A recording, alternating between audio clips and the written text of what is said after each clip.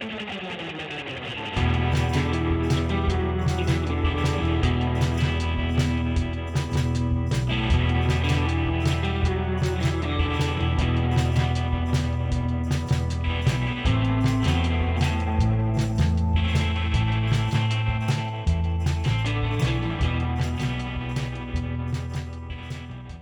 everybody. I'm Dave Belsky, your host of Talent and Cannabis' Sunset Session, featured on WCBN.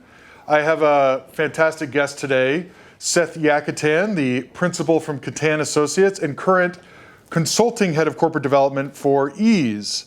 Seth, thank you for joining us today. Thanks for having me, Dave. I'm just stoked to be here. Well, it's great to see you again. So talk to me about Yakatan Associates really quick, like your background before this acting corp dev thing at Eaze.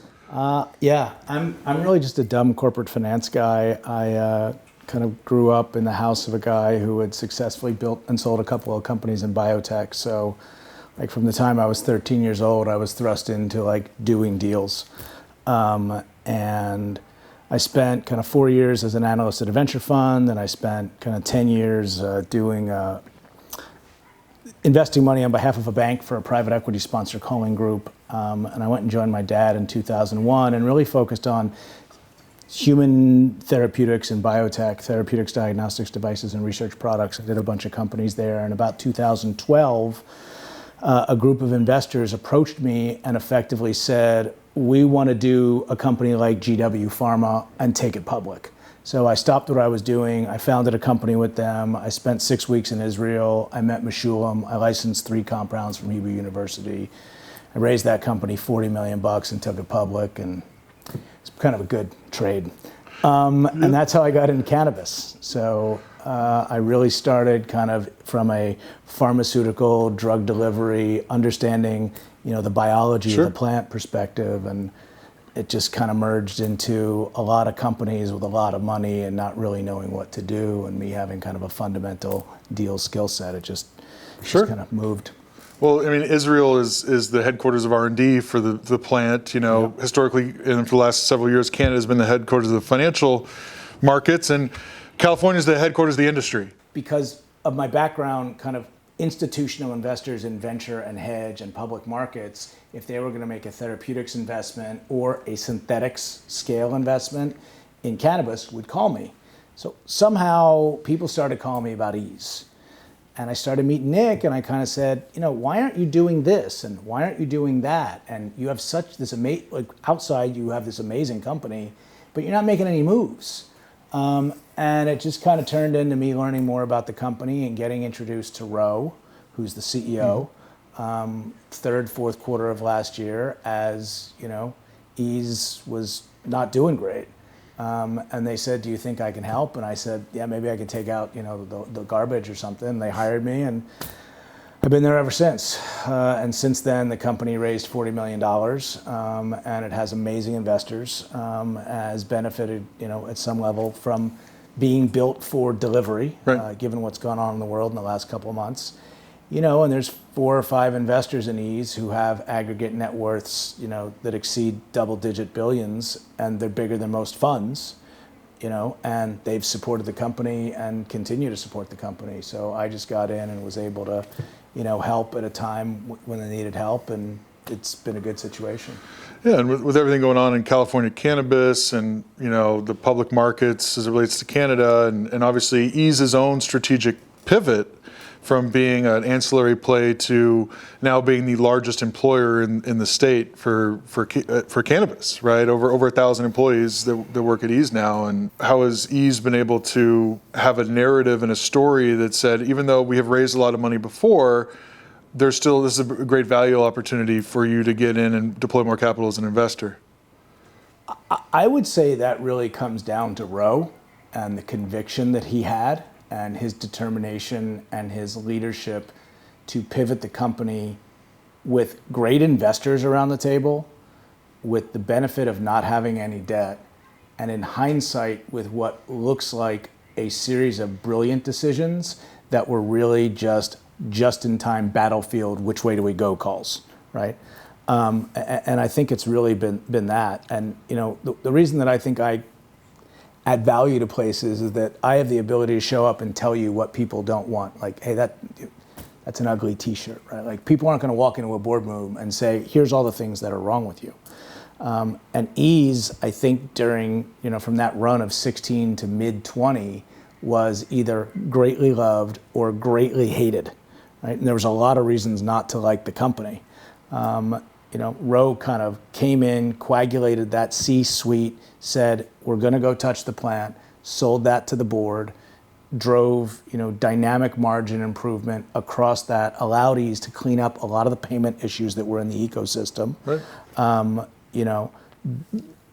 I can't say benefited from COVID, but if the whole world shuts off and you're a company who's built to dynamically scale delivery and deliver a product to consumers in an hour, you're going to benefit if storefront retail closes. As they went to verticalize, they got a lift, they got money. I was able to create some optionality around capital for them. And they've now killed it. So, you've gone from a company that was lighting $7 million on fire, that didn't have a strategy, that everybody in their ecosystem hated because they owed money to, and no one knew what was going to happen, right? To a company that's making money, accounts for, 12% of all retail distribution of cannabis in the state, has cleaned up its payment ecosystem, has put a bunch of cash on the balance sheet, and now has a vision to say, okay, we have investors that are going to back us to pretty much do whatever we want to do. Let's go out of state and scale and kind of take over the United States. So it's been real interesting. There are companies that don't have that luxury, right? So, you have this pool of SPAC capital that's out there that I don't know what's going to happen. And consider me a layman in the finance world, but a SPAC is basically someone goes out and raises a fund, they put that as a public offering with the idea of finding a target company or two to acquire at a certain valuation, and as soon as you do that, it goes public. Is that? Yes, so you're pretty much right. So a SPAC is what's called a special purpose acquisition company. So it's a public entity that has a bunch of committed capital to go and find something. So in private equity, you call that a search fund, right? And once you go through the process of de-SPACing, the commitments come in, and then you list into a public vehicle that should have a good asset in it and should have cash in it. From 16 to the middle of 19, you had more capital flow into cannabis than almost any other vertical market, almost ever. So when you have that much money flow into a vertical market, people are going to say, I want to get in. So if you have institutional credibility and you say, we're going to go buy 6 cannabis companies, commit to us, that money in the SPAC market was raised when the tides were all high. So now the tides are down here. So you have, I think I wrote an article about it, so you can plug my LinkedIn, but Seth Yakatan. I wrote an article about it. I think there's something like $2.8 billion of SPAC capital that needs to be de-SPACed in the next 12 to 18 months. The problem, why that's not going to happen, is there's not enough assets out there, right? So you have to be $100 million or more in revenue, probably, or you have to put together a bunch of assets that are greater than $100 million. You have to need $100 million, and you have to agree to whatever the SPAC's valuation is.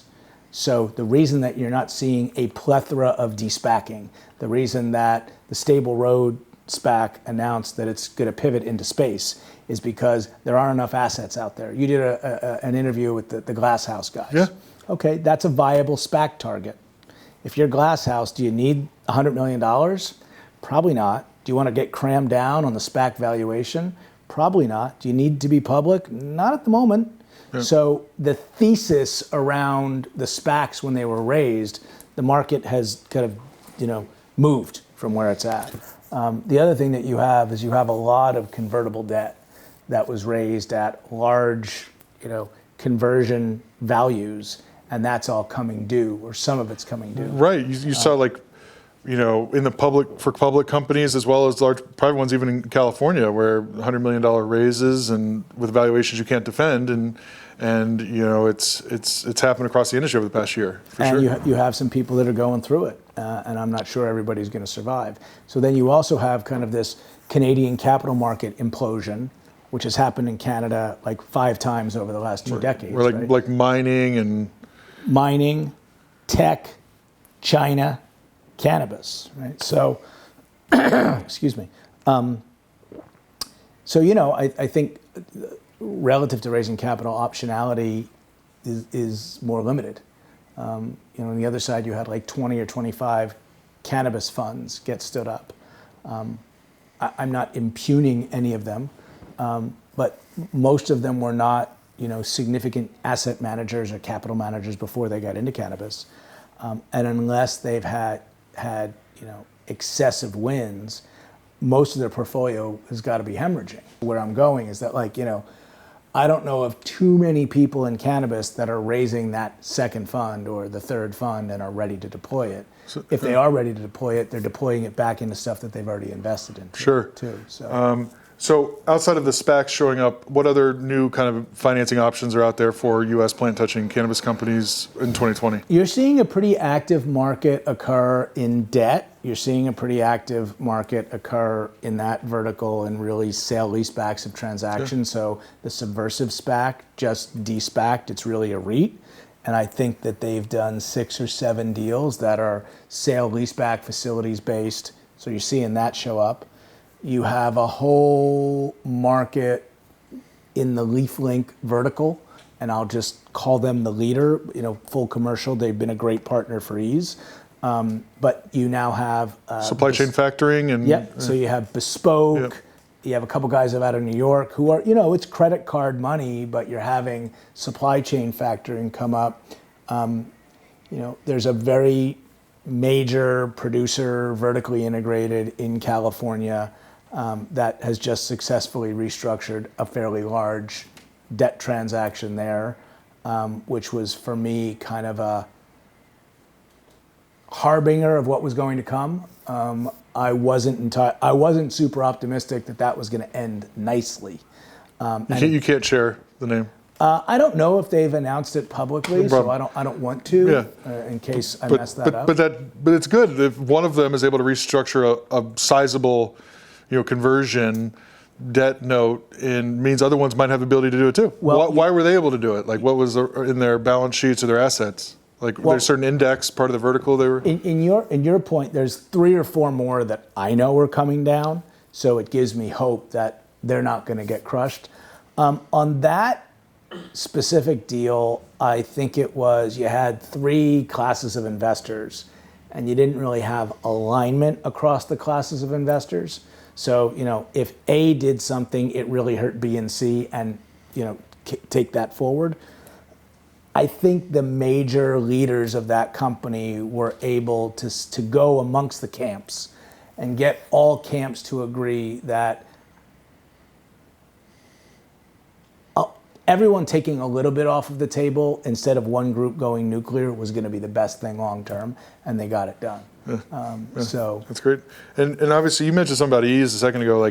12% of the current legal market, roughly in retail volume, is through the Eaze platform, a delivery through Eaze, and obviously delivery has benefited tremendously in 2020. When people are at home, people are likely to want to have some type of wellness or recreation, and everyone likes on demand.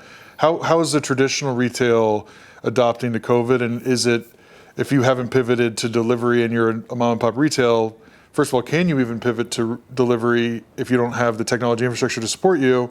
And when does retail in cannabis in California kind of come back? That's a great question. I don't put it out there. I don't know that I have the answer to it. Before COVID, you've seen this trend in retail. Forget about cannabis, where storefront retail is being disintermediated by e-commerce, right? So you look at Blockbuster, you look at Netflix, right. You look at the book industry, and you're seeing it more and more and more and more and more. With everything. With everything. Now with this, I think there's some segments of retail that don't come back. Cannabis has been rolled out across the United States based upon the concept of storefront retail as the linchpin point of sale. I don't see that going away. I think you've seen people in the industry pivot to pickup, to scheduled, to other things. So I think you're going to have to continue to do that, and you're going to have to see how that plays out on a state-by-state basis. Delivery is a great option.